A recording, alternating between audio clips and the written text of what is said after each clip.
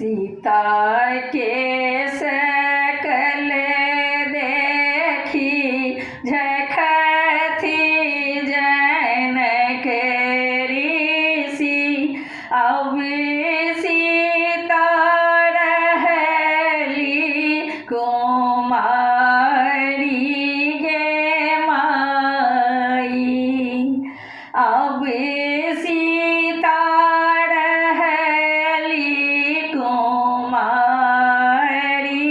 गे माई। आबहु पंडित दिनवा उचारहु। सीता के लगन बर उताहुल गे माई। सीता के लगन बर उताहुल गे माई।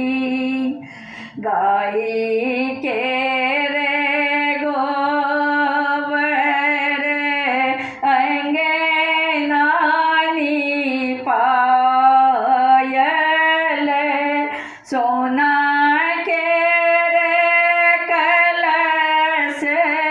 धराई गे माई।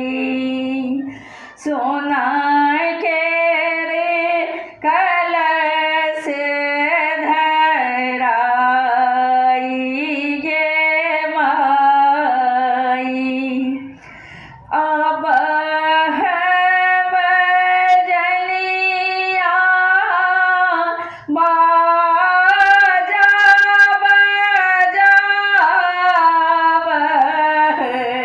सीता के रे होयत बियाह गे माई।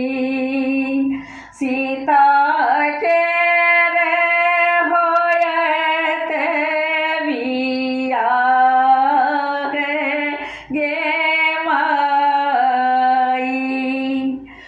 दान करला बैसला दान करले बैसला बाबा जनक ऋषि। मोती जे कांझरनी नोरे गे माई। सोने माजे रहिता बेटी फेर से गढ़ावीताहु। सिंदूरा फेरल नहीं जाई गे माई।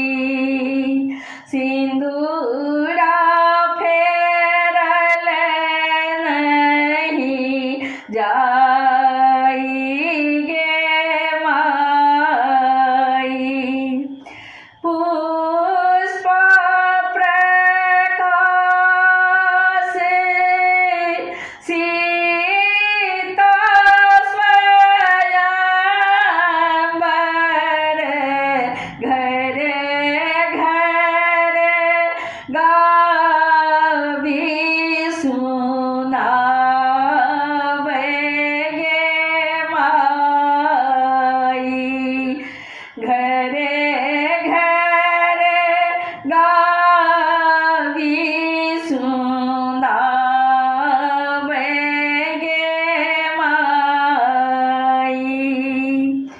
सीता के सकल देखी झख